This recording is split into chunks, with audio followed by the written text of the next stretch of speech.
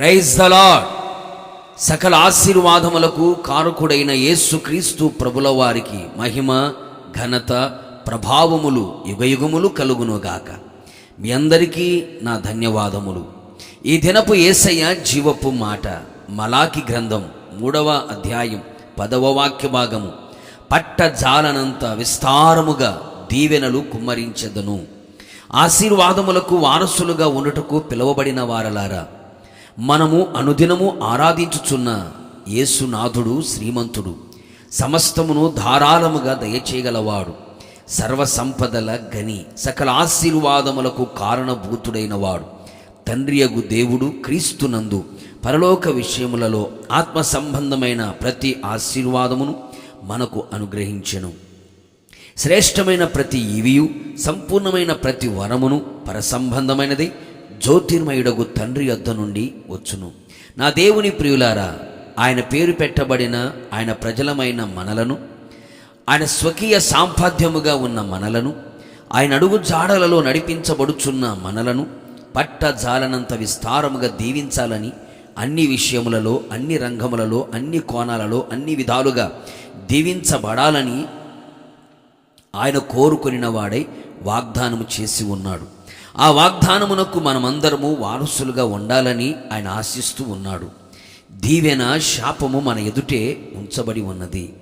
అనేక మంది క్రైస్తవ ప్రపంచములో దీవెనకు దూరముగా, శాపమునకు సమీపముగా కనబడుచున్నారు. శారీరకంగా అన్ని విధాలుగా దీవెనకరముగా కనబడినప్పటికీ ఆత్మీయ జీవితములో దీవెన లేని వారే కనబడుచున్నారు.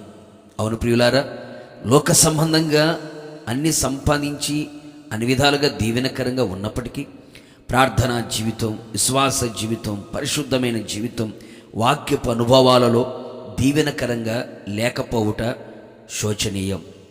శారీరకంగా, ఆత్మీయంగా, భౌతికంగా అన్ని విధాలుగా మనం దీవెనకరంగా ఉండాలి.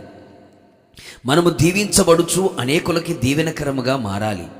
అందుకుగాను మనమందరము ఆయన మాటలను శ్రద్ధగా విని ఆచరించి, అనుసరించి పాటించదము. ఆయన ఆజ్ఞలన్నిటినీ అనుసరించి నడుచుకొనేదము.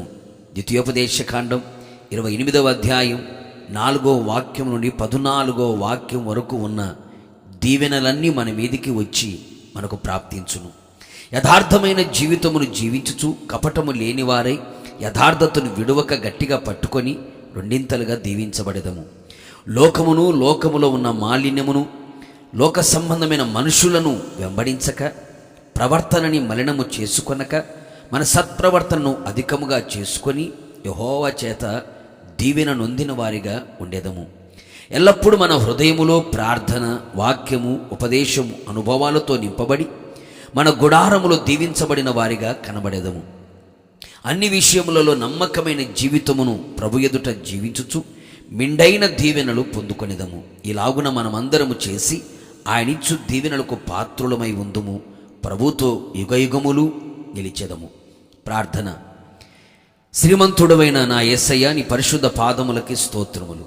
మరొక్కసారి మా జీవితములో పట్టజాలనంత విస్తారమైన దీవెనలు కుమ్మరించాలని మీరిచ్చిన జీవపు మాట కొరకు స్తోత్రాలు.